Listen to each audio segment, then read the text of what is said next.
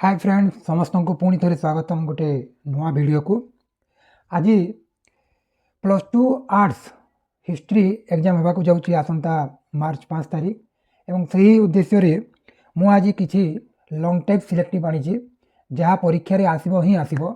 तो plus two second year जिते भी पिला अच्छ समस्ते या देखि नियो।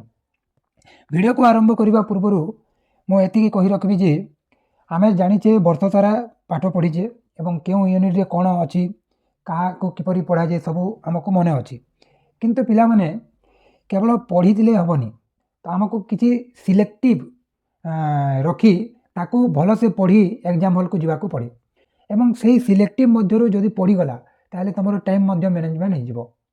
जदि सिलेक्टिव क्वेश्चन तुम पढ़ी जाइछ एवं जदि पढ़ी जाउछि ताहले सेटारे तुम टाइम मैनेजमेंट हो पारिबो। किंतु तुम जदि सब पढ़ी जाइछ किसी सिलेक्टिव ही बाछि ना कौन गोटे तो तुम से भाभी भाभी लिखा बेले तुमको बहुत समय हे। तेणुक एग्जाम रे जहाँ कर बा न कर खेल से कर जे टाइम मैनेजमेंट कर। तेणु जो क्वेश्चन को जिते समय देवा कथा जदि सही क्वेश्चन को आगु प्रिपेरेसन करी निज बुद्धि खटाई जदि प्रिपेरेसन भल से कर तुम एग्जाम रे सियोर सर्ट पास कर पिला माने। अनेक पिला जो माने कि परिस्थिति बोझ तले चापी हो जाती एवं से पढ़ार सुजोग मिल न था एवं अधे पिला अच्छा जो मैंने कि पढ़ी था किंतु एग्जाम समय से कॉन्फिडेंस लो हो जाए कौन पढ़ी सब पढ़ी किंतु किसी मन पड़ुनी एभली अनेक चिंताधारा रही है। तो से समस्त यही गोटे वीडियो बहुत बहुत गुरुत्वपूर्ण। मु जो 8 मार्क रो क्वेश्चन लॉन्ग टाइप आसूची ताहाकू एवं मुझे कहीदेवी जे 3 मार्क मध्य से भीतर ही आसे। मन रखा पिला माने जिते तुम लॉन्ग टाइप पढ़ुच से 3 मार्क का 2 मार्क का बा 1 मार्क रो क्वेश्चन को मध्य धरी धरिक जीव ताहले तुम पाठ बढ़िया हम। तो आसंता 5 तारीख तो हिस्ट्री एग्जाम अच्छी इतिहास एग्जाम अच्छी तो समस्त को शुभेच्छा।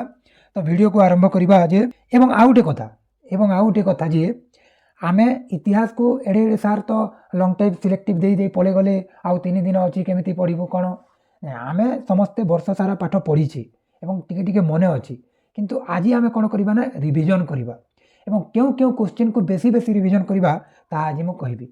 तो इतिहास को मन किपर रखा समस्ते घोषिले किसी हेब नहीं। इतिहास माने हूँ हिस्टोरी स्टोरी लगुच तो गप तो इतिहास को गप शुणिला पर मन रख निजे निजे ताको गप बनाओ point heading point main point Gudi को खातार लिखि रख एवं से अनुसार भितर डेस्क्राइब कर तुम गप हिसाब से मन रखी था ताहले जाई तुम इतिहास रे स्पीड लिखिपार एवं टाइम मैनेज कर।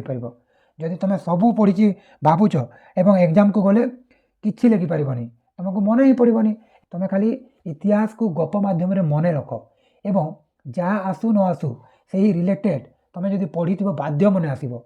तेणुक आज मुझे सिलेक्टिव आनी लॉन्ग टाइप एवं ताहा आम 3 मार्क रे जो आसूची क्वेश्चन ता सब भी रिलेटेड कर चलवा। तो कौन आसूची किपरि आसूची आम सब देखी देखिकी जीवा। तो प्रथमे तुम देखी नेब खाता कलम समस्ते रेडी कर जीव एवं मु कौन कौन कहूँ से सब को टिके ध्यान दे यही जहाँ भी सिलेक्टिव कहूँ से मध्य तुम देखी नेब पिला माने देखिब सियोर सर्ट पास कर आसी मत कह।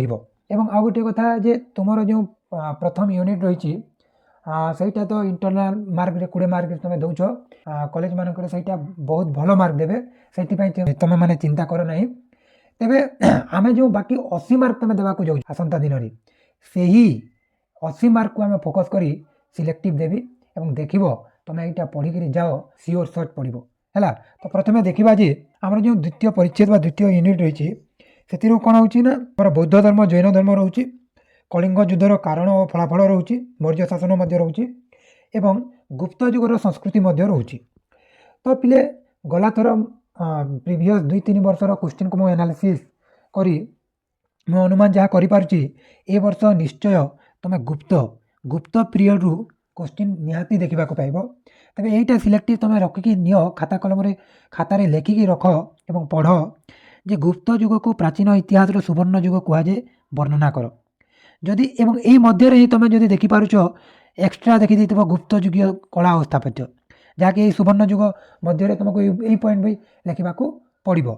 तेज आम पुणी देखा आउ गोटे यूनिट कौन क्वेश्चन आसबार संभावना रही गला थर कलिंग युद्ध आसी तो तुम ताकू देखी देथ कहीं ତାହାକୁ ଆମେ ସ୍କିପ୍ କରିପାରିବା ନାହିଁ, ସେ ପ୍ରତି ବର୍ଷ ଦେବ। ମୋଷ୍ଟ ଇମ୍ପୋର୍ଟାଣ୍ଟ କ୍ୱେଶ୍ଚିନ୍ ସେଇଟା। କିନ୍ତୁ ଯେହେତୁ ଗଲା ଥର ଆସିଥିଲା, ତମେ ମୁଁ କହିପାରିବି ମୋ ଅନୁସାରେ ଯେ ତମେ ମୌର୍ଯ୍ୟ ଶାସନ ପଦ୍ଧତି ସମ୍ପର୍କରେ ଦେଖିଥାଅ, ଆସିବାର ବହୁତ ସମ୍ଭାବନା ରହିଛି। ମୌର୍ଯ୍ୟ ଶାସନ ପଦ୍ଧତି ସମ୍ପର୍କରେ ଆଲୋଚନା କର, କି କ୍ୱେଶ୍ଚିନ୍ ଯାହା ବି ତା ଭାଷାରେ ଯାହା ବି ପଚାରିପାରେ, କିନ୍ତୁ এই ମୌର୍ଯ୍ୟ ଶାସନ ପଦ୍ଧତି ତମେ ଦେଖିକି ଯାଅ, ବହିରେ ପଢ଼। ହରିହର ପଣ୍ଡା ହେଉ, ଜଗନ୍ନାଥ ପଟ୍ଟନାୟକ ହେଉ ବା ବ୍ୟୁରୋ ବହି ଯାହାକୁ ତମେ ଫଲୋ କରୁଛ କର, କିନ୍ତୁ ତମେ ପଢ଼ିକି ଯାଅ, ସିଓର ସର୍ଟ ପାସ୍ ହେବ। ତାପରେ ଆମେ ଯଦି ଦେଖିବା ତୃତୀୟ ୟୁନିଟ୍ରେ କ'ଣ ଆସୁଛି ନା, ତୃତୀୟ ୟୁନିଟ୍ରେ ଆମେ ଯଦି ଦେଖିବା ଆମର ରହିଛି ସିଲାବସ୍ରେ ବିଭିନ୍ନ ପରିବ୍ରାଜକମାନେ ଆସୁଛନ୍ତି, ଆଲବେରୁଣି, ଇବନ ବାତୁତା, ଫ୍ରାଙ୍କୋଇସ୍ ବର୍ନିୟର।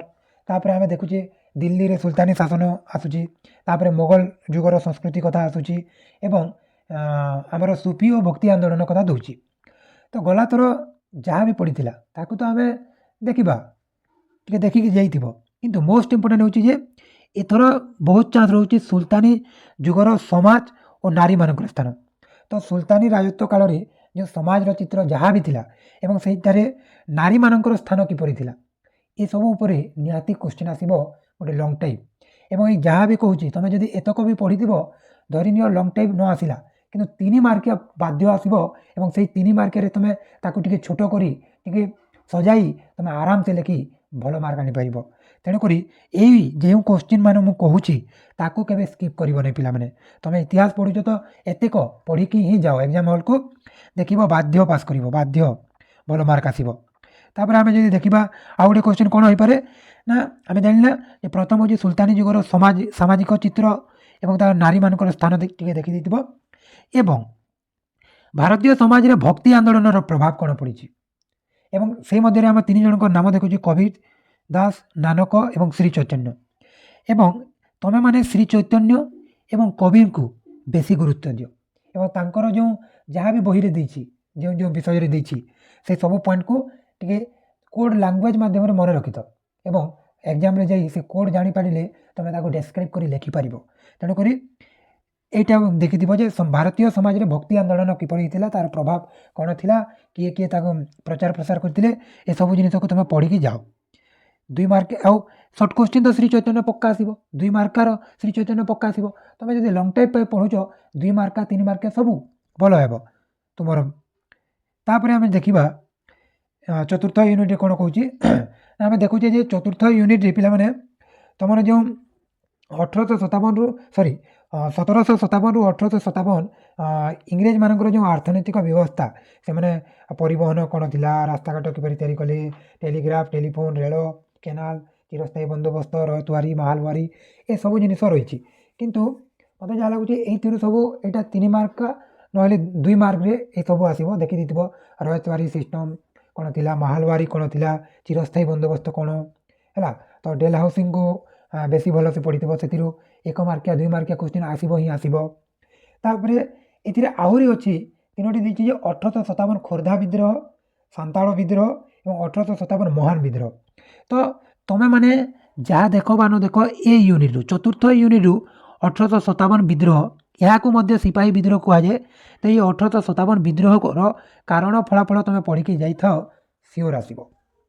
ଏବଂ ଆମେ ଦେଖିବା ଯେ ମହାତ୍ମା ଗାନ୍ଧୀଙ୍କର ଯେଉଁ 3ଟି ଆନ୍ଦୋଳନ ଥିଲା, ଜାତୀୟ ସ୍ତରୀୟ 3ଟି ଆନ୍ଦୋଳନ ଥିଲା, ସେଟା ହେଉଛି ଅସହଯୋଗ ଆନ୍ଦୋଳନ, ଆଇନ ଅମାନ୍ୟ ଆନ୍ଦୋଳନ, ଭାରତ ଛାଡ଼ ଆନ୍ଦୋଳନ। ଏବଂ এই 3 ଆନ୍ଦୋଳନର ଓଡ଼ିଶାର ଭୂମିକା କ'ଣ ଥିଲା, ଏସବୁଥିରୁ ପ୍ରତିବର୍ଷ ଗୋଟେ ନା ଗୋଟେ କ୍ୱେଶ୍ଚିନ୍ ପକ୍କା ଆସିବ। ତ ଏ ବର୍ଷ ବି ଆସିବ। ତ ଆମେ କ'ଣ ପଢ଼ିକି ଯିବା, ଆମେ ଜାଣିଛି ପ୍ରିଭିୟସ୍ ଇୟର୍ରେ ଭାରତ ଛାଡ଼ ଆନ୍ଦୋଳନ ଓଡ଼ିଶାରେ ଭୂମିକା ପଡ଼ିଛି। ତ ଏଠାରୁ ଆମେ ଅନୁମାନ କରିପାରିବା ଯେ, ପ୍ରେଡିକ୍ଟ କରିପାରିବା ଯେ ଅସହଯୋଗ ଆନ୍ଦୋଳନର କାର୍ଯ୍ୟକ୍ରମ ଗୁଡ଼ିକ ଦେଖିଥିବ, ଏବଂ ତା ସହିତ ପୁଣି କ'ଣ କରିବ ନା ଓଡ଼ିଶାରେ ତା'ର ଭୂମିକା କ'ଣ ରହିଛି, ଗୋପବନ୍ଧୁଙ୍କ ଲିଡରସିପ୍ରେ ଓଡ଼ିଶାରେ ଉତ୍କଳ ପ୍ରାଦେଶିକ କଂଗ୍ରେସ କମିଟି ଯେଉଁ ତା'ର ଭୂମିକା କ'ଣ ରହିଛି ତାକୁ ମଧ୍ୟ ଟିକେ ଦେଖିକି ଯାଇଥିବ, ଦେଖିକି ଯାଅ, ସବୁ ଭଲ ହେବ। ଏବଂ ତା ସହ ଯଦି ମୁଁ କହିବି ଆଇନ ଅମାନ୍ୟ ଆନ୍ଦୋଳନର ଯେଉଁ କାର୍ଯ୍ୟକ୍ରମ ରହିଛି ତାକୁ ମଧ୍ୟ ଦେଖିଦେଇଥିବ। ତାପରେ ଆମେ ଆଗକୁ ଯିବା, ଦେଖିବା ଯେ ପଞ୍ଚମ ୟୁନିଟ୍ରେ କ'ଣ ରହିଛି, ଆମେ ଦେଖୁଛେ ଔପନିବେଶ ନଗର, ଯେଉଁ ଇଂରେଜମାନେ ଆସିବା ପରେ ପରେ ଭାରତରେ ଯେଉଁ ସହରୀକରଣ ପରିକଳ୍ପନା ସ୍ଥାପତ୍ୟମାନ ଆରମ୍ଭ ହେଲା, ସେ ବିଷୟରେ ଦେଇଛି। ତାପରେ ଆମେ ଯଦି ଓଡ଼ିଶାର ଇତିହାସ କଥା ଦେଖୁଛେ, ତ ଓଡ଼ିଶା ପ୍ରଦେଶ ଗଠନ କିପରି ହେଲା, ନା ମଧୁସୂଦନ ଦାସ ଆମର ଯେଉଁ ମଧୁବାବୁ ତାଙ୍କର ଭୂମିକା କ'ଣ ଥିଲା ଏଇଟା ରହିଛି ସ୍ୱତନ୍ତ୍ର ଓଡ଼ିଶା ପ୍ରଦେଶର। ତାପରେ ଦେଇଛି ଯେ ଯେଉଁ ବିଶିଷ୍ଟ ମହାପୁରୁଷମାନଙ୍କ ସମ୍ପର୍କରେ ମଧ୍ୟ ଦେଇଛି ଗୋଟେ ୟୁନିଟ୍ରେ, ଯାହାକି ମଧୁସୂଦନ ଦାସ, ଗୋପବନ୍ଧୁ ଦାସ, କୃଷ୍ଣଚନ୍ଦ୍ର ଗଜପତି, ରମା ଦେବୀ, ସରଳା ଦେବୀ, ମାଳତୀ ଦେବୀ, ଖତରନାକ, ତାପରେ ଏମାନଙ୍କର ବିଷୟରେ ଦେଇଛି। ଏବଂ ଶେଷ ୟୁନିଟ୍ ଯାହା ରହିଛି ତୁମମାନଙ୍କର ଶେଷ ୟୁନିଟ୍ ଯାହା ରହିଛି ତୁମେ ଦେଖିଦେବ ଯେ ଭାରତ ସମ୍ବିଧାନର ପ୍ରଣୟନ, ତ ସେଇ ଜିନିଷ ରହିଛି। ତ ଏଇଥିରୁ ପିଲି ମନେ ରଖିବ, ଏଇଥିରୁ ତୁମେ ସ୍ୱତନ୍ତ୍ର ଓଡ଼ିଶା ପ୍ରଦେଶ ଦେଖିବ ହିଁ ଦେଖିବ, ତାକୁ ମୁଁ କହୁନି ଯେ ଦେଖିକି ନ ଯାଅ, କାହିଁକି 3 ମାର୍କ ମଧ୍ୟ ଆସିପାରେ, ତେଣୁକରି ତାହାକୁ ଦେଖିବ ହିଁ ଦେଖିବ। କିନ୍ତୁ ଲଙ୍ଗ୍ ଟାଇପ୍ ଯେଉଁ 8 ମାର୍କର କଥା କୁହାଯାଉଛି ସେଠି ତୁମେ 2 ଜଣଙ୍କୁ ଦେଖିବ, ଗୋଟେ ହେଉଛି ରମା ଦେବୀଙ୍କର ଜୀବନୀ ଦେଖିବ ଏବଂ ଓଡ଼ିଶା ପ୍ରଦେଶ ଗଠନରେ ତାଙ୍କର ଭୂମିକା କ'ଣ ରହିଛି, ଏବଂ ମାଳତୀ ଦେବୀ ତାଙ୍କୁ ମୋଷ୍ଟଲି ଦେଖିଥିବ, ତାଙ୍କର ମଧ୍ୟ କ'ଣ କ'ଣ ଭୂମିକା ରହିଛି।